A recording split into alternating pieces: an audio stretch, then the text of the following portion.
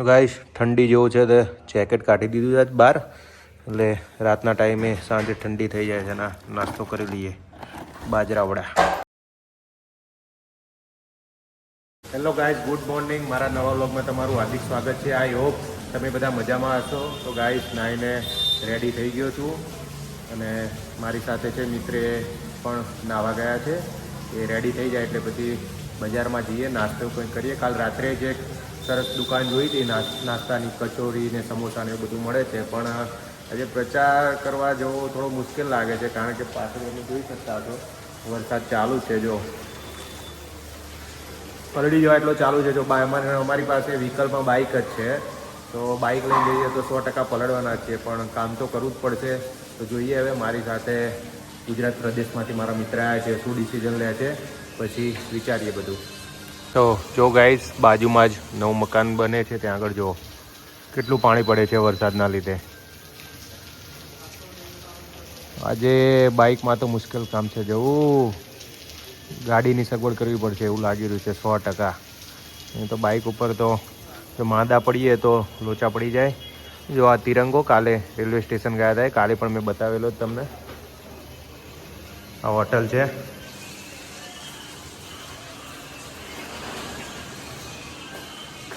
$270 નંબરમાં અમે રોકાયા છીએ. સારી હોટલ છે. હોટલમાં થોડું રિનોવેશન પણ ચાલી રહ્યું છે. બાજુમાં નવું બીજું બને જ છે, રૂમો ને એવું બતાવું તમને. જોઈ શકો છો. સેફટી પણ સારી છે, સીસીટીવી કેમેરા એવું બધું છે, એટલે વાંધો ના આવે. કંઈ રૂમ ઉપર કંઈ વસ્તુ મૂકી હોય તો આપણને કંઈ ચિંતા રહે નહીં, કેમેરા છે એટલા માટે. તો ગાઈસ વરસાદ તો બંધ થવાનું નામ જ લેતો નથી. તો અહીંયા જો પાછળ હજુ દેખાતું હશે વરસાદ ચાલુ જ છે.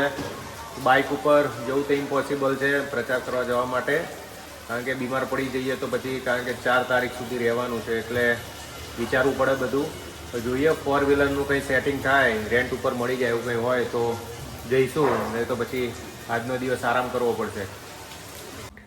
વરસાદ બંધ થતો નથી તો આજે જવાનું કેન્સલ જ છે. ચપ્પો લેકો કાઢી નાખ્યો, નાઇટ ટ્રેક પહેરી લીધો છે. હવે મૂકી દઈએ બધું, વાડી નટકું કરી જવું નહીં ના પાડે કેન્સલ આજે. ચાલો તાર ગાઈસ જબ્બો લેકો લટકાવી દીધો છે. વરસાદનું વાતાવરણ છે એટલે પંખામાં સુકેલો રહેવા તો ના. બારી ખુલ્લી આપણે. ચલો જો વરસાદ ચાલુ જ છે બહાર. ખોટું માદું પડવું એના કરતાં એક દિવસ આરામ કરીએ. તો ગાઈસ આજે ક્યાંય જાય જ નથી. વરસાદ અત્યારે જ બંધ થયો છે હવે, પણ હવે અત્યારે કંઈ સેટ થાય એવું નથી. તો સૂતો તો આરામ કરીએ છીએ. હજુ બપોરનું જમ્યું પણ નથી. હમણાં જમીએ થોડી વાર રહીને. ભાઈ સૂઈ ગયા છે એટલે ઉઠે એટલે પછી બનાવીએ કંઈક, પછી જમીએ. ગાઈસ 5 વાગ્યા, કોફીનો ટાઈમ થઈ ગયો. તો આજે પહેલી વાર કોફી બનાવી, કેટલીમાં પાણી ગરમ કરીને સરસ બનીશ કોફી. તો પી લઈએ હવે. તો ગાઈસ વરસાદ બંધ થઈ ગયો છે, તો પછી કાર્યાલય ઉપર આંટો મારવા નીકળ્યા છીએ. તો જે કંઈ થોડું ઘણું કામ જે પણ થાય ત્યાં આગળ કામ હશે એ કરશું. પછી રૂમ ઉપર આવશું ને જમશું. જો રૂમ ઉપર ના જમીએ તો ક્યાંક બહાર જમશું, ક્યાંય સારી જગ્યા. જો એક હોટલ ખુલવાની હતી આજે, જે ઘણા દિવસથી બંધ હતી, અહીંયા બહુ ફેમસ છે. જે ખુલ્લી હશે તો ત્યાં જઈશું, નહીં તો પછી બીજે ક્યાંક જઈશું જમવા માટે. તો પછી છેલ્લે ફૂડ પેકેટ તો છે જ હોટલમાં. જો કાર્યાલય પર આવી ગયા છીએ અમે. જઈએ હવે કાર્યાલય પર, જોઈએ શું વાતાવરણ છે. તો ગાઈસ કાર્યાલયથી આવી ગયા છીએ અને આજે દાલ બાટી બનાવી છે, જોડે છાશ લાવ્યા છીએ અને સામે કઢી ખીચડી રેડી છે. 10 મિનિટમાં એ પણ તૈયાર થઈ જશે. જમી લઈએ. જોડે ડુંગળી છે એટલે તો વધારે મજા આવી ગઈ આજે. તો ગાઈસ જમીને બહાર આવ્યા છીએ રેલવે સ્ટેશન પાછા આજે પણ, કારણ કે પટનાની ટિકિટ બુકિંગ કરાવવાની છે. પછી અહીંથી અમે પટના રેલવેમાં જશું અને પછી ત્યાંથી પટનાથી દિલ્હી છે અમારી ફ્લાઇટ 5 તારીખે, અને દિલ્હીથી પછી અમદાવાદ, પછી ઘરે 5 તારીખે ઘરે પહોંચી જઈશું.